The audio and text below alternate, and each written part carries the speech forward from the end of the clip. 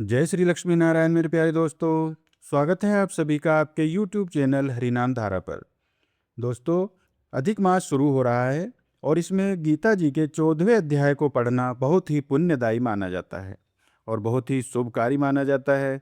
तो आइए हम शुरू करते हैं श्री गीता जी के 14वें अध्याय को।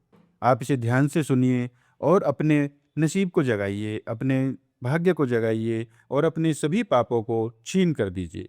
तो आइए सब मिलकर पढ़ते हैं श्री गीता जी का 14वां अध्याय। श्री भगवान बोले, ज्ञानों में भी अति उत्तम उस परम ज्ञान को मैं फिर कहूंगा, जिसको जानकर सब मुनिजन इस संसार से मुक्त होकर परम सिद्धि को प्राप्त हो गए हैं। इस ज्ञान को आश्रय करके अर्थात धारण करके मेरे स्वरूप को प्राप्त हुए पुरुष सृष्टि के आदि में पुनः उत्पन्न नहीं होते और प्रलय काल में भी व्याकुल नहीं होते हैं। हे अर्जुन, मेरी महत ब्रह्म रूप मूल प्रकृति संपूर्ण भूतों की योनि है, अर्थात गर्भाधान का स्थान है, और मैं उस योनि में चेतन समुदाय रूप गर्भ को स्थापन करता हूँ। उस जड़ चेतन के संयोग से सब भूतों की उत्पत्ति होती है। हे अर्जुन, नाना प्रकार की सब योनियों में जितनी मूर्तियां अर्थात शरीरधारी प्राणी उत्पन्न होते हैं, प्रकृति तो उन सब की गर्भ धारण करने वाली माता है और मैं बीज को स्थापन करने वाला पिता हूँ। हे अर्जुन, सत्वगुण, रजोगुण और तमोगुण, ये प्रकृति से उत्पन्न तीनों गुण अविनाशी जीवात्मा को शरीर से बांधते हैं। हे निष्पाप, उन तीनों गुणों में सत्वगुण तो निर्मल होने के कारण प्रकाश करने वाला और विकार रहित है। वह सुख के संबंध से और ज्ञान के संबंध से अर्थात उसके अभिमान से बांधता है। हे अर्जुन, राग रूप रजोगुण को कामना और आसक्ति से उत्पन्न ज्ञान, वह इस जीवात्मा को कर्मों के और उनके फल के संबंध में बांधता है। हे अर्जुन, सब देहधारियों को मोहित करने वाले तमोगुण को तो अज्ञान से उत्पन्न जान, वह इस जीवात्मा को प्रमाद, आलस्य और निद्रा के द्वारा बांधता है। इंद्रियों और अंतकरण की व्यर्थ चेष्टाओं का नाम प्रमाद है। कर्तव्य कर्म अप्रवृत्ति रूप निर्धनता का जो नाम है वह आलस्य है। हे अर्जुन, सत्वगुण सुख में लगाता है और रजोगुण कर्म में तथा तमोगुण तो ज्ञान को ढककर प्रमाद में भी लगाता है। हे अर्जुन, रजोगुण और तमोगुण को दबाकर सत्वगुण, सत्वगुण और तमोगुण को दबाकर रजोगुण, वैसे ही सत्वगुण और रजोगुण को दबाकर तमोगुण होता है अर्थात बढ़ता है। जिस समय इस देह में तथा अंतकरण और इंद्रियों में चेतनता और विवेक शक्ति उत्पन्न होती है, उस समय ऐसा जानना चाहिए कि सत्वगुण बढ़ा है। हे अर्जुन, रजोगुण के बढ़ने पर लोभ, प्रवृत्ति, स्वार्थ बुद्धि से कर्मों का सकाम भाव से आरंभ, अशांति और विषय भोगों की लालसा, ये सब उत्पन्न होते हैं।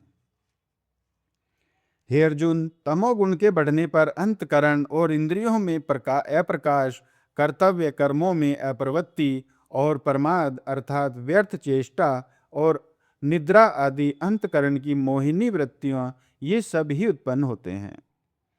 जब यह मनुष्य सत्वगुण की वृद्धि में मृत्यु को प्राप्त होता है, तब तो उत्तम कर्म करने वालों के निर्मल दिव्य स्वर्ग आदि लोकों को प्राप्त होता है।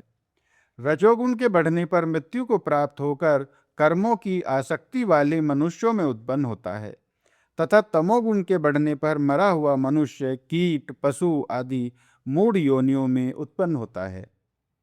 श्रेष्ठ कर्म का तो सात्विक अर्थात सुख, ज्ञान और वैराग्य आदि निर्मल फल कहा है। राजस कर्म का फल दुख एवं तामस कर्म का फल अज्ञान कहा है।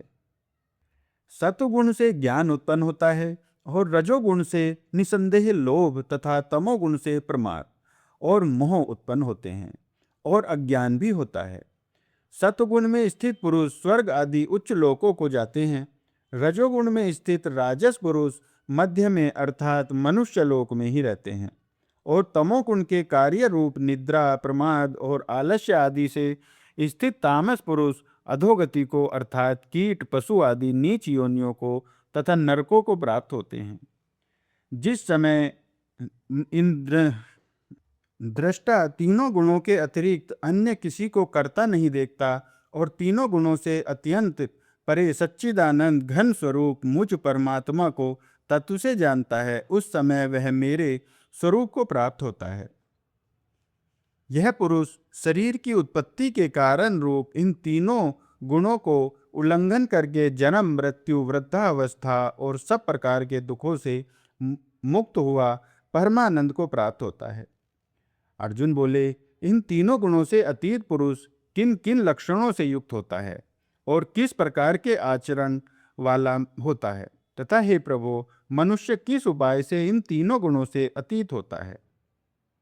श्री भगवान बोले, हे अर्जुन, जो पुरुष सत्वगुण के कार्य रूप प्रकाश को और रजोगुण के कार्य रूप प्रवृत्ति को तथा तमोगुण के कार्य रूप मोह को भी न तो प्रवृत्त होने पर उनमें द्वेष करता है और न निर्वृत्त होने पर उनको आकांक्षा करता है, जो साक्षी के सदृश स्थित हुआ गुणों के द्वारा विचलित नहीं किया जा सकता और गुण ही गुणों में बरतते हैं, ऐसा समझता हुआ जो सच्चिदानंद घन परमात्मा में एक ही भाव से स्थित रहता है एवं उस स्थिति में कभी विचलित नहीं होता, जो निरंतर आत्म भाव में स्थित दुख सुख को समान समझने वाला, मिट्टी पत्थर और स्वर्ण में समान भाव वाला ज्ञानी, प्रिय तथा अप्रिय को एक सा मानने वाला और अपनी निंद्रा स्तुति में भी समान स्वभाव वाला है, जो मान और अपमान में सम है, मित्र और वैरी के पक्ष में भी सम है एवं संपूर्ण आरंभों में कर्तापन के अभिमान से रहित है, वह पुरुष गुणातीत कहा जाता है। बुद्धि, अहंकार और मन तथा 5 ज्ञानेंद्रियां, 5 कर्मेंद्रियां, 5 भूत, 5 इंद्रियों के विषय में इस प्रकार इन 23 तत्वों का पिंड रूप यह स्थूल शरीर प्रकृति से उत्पन्न होने वाले गुणों का ही कार्य है, इसलिए इन तीनों गुणों को इसी का उत्पत्ति कारण कहा गया है। अंतकरण और इंद्रियों के आलस्य का अभाव होकर जो एक प्रकार की चेतनता होती है, उसका नाम प्रकाश है। निद्रा और आलस्य आदि की बहुलता से अंतकरण और इंद्रियों में चेतन शक्ति के लय होने का यहाँ मोह नाम से समझना चाहिए। अंतकरण और इंद्रिया आदि को आलस्य का अभाव होकर जो एक प्रकार की चेतनता होती है, उसका नाम प्रकाश है। निद्रा और आलस्य आदि की बहुलता से अंतकरण और इंद्रियों में चेतन शक्ति के लय होने की यहाँ मोह नाम से समझना चाहिए। जो पुरुष एक सच्चिदानंद घन परमात्मा में ही नित्य एक ही भाव से स्थित हुआ, इस त्रिगुणमयी माया के प्रपंच रूप संसार से सर्वथा प्रतीत हो गया है, उस गुणातीत पुरुष के अभिमान रहित अंतकरण में तीनों गुणों के कार्य रूप प्रकाश, प्रवृत्ति और मोह आदि वृत्तियों के प्रकट होने और न होने पर किसी काल में भी इच्छा, द्वेष आदि विकार नहीं होते हैं। यही उसके गुणों से अतीत होने के प्रधान लक्षण हैं। त्रिगुणमयी माया से उत्पन्न हुए अंतकरण के सहित इंद्रियों का अपने अपने विषयों में विचरना ही गुणों का गुणों में बरतना है। केवल एक सर्वशक्तिमान परमेश्वर वासुदेव भगवान को ही अपना स्वामी मानता हुआ स्वार्थ और अभिमान को त्याग कर श्रद्धा और भाव के सहित परम प्रेम से निरंतर चिंतन करने वाले व्यभिचारी भक्ति योग कहते हैं। और जो पुरुष व्यभिचारी भक्ति योग के द्वारा मुझको निरंतर भजता है, वह भी इन तीनों गुणों को भली भांति लांघ कर सच्चिदानंद घन ब्रह्म को प्राप्त होने के लिए योग्य बन जाता है, क्योंकि उस अविनाशी पर ब्रह्म का और अमृत का तथा नित्य धर्म का और अखंड एक रस आनंद का आश्रय मैं ही हूँ, मैं ही हूँ, मैं ही हूँ। तो मेरे प्यारे दोस्तों, यह था श्री गीता जी के 14वें अध्याय का पाठ। दोस्तों, वैसे तो इसे रोज ही एक बार पढ़ना चाहिए, लेकिन अधिक मास में तो आप इसे अवश्य ही सुबह शाम पढ़ें। यह आपके लिए और हम सब के लिए बहुत ही अच्छा और शुभ माना जाता है। इससे हमारे सब पाप छीन हो जाते हैं और हम परमपिता परमात्मा के और नज़दीक और नज़दीक और नज़दीक आते हैं। तो मिलते हैं अगली वीडियो में नई जानकारी के साथ। तब तक के लिए जय श्री लक्ष्मी नारायण, जय सिया राम, जय श्री कृष्णा, राधे राधे।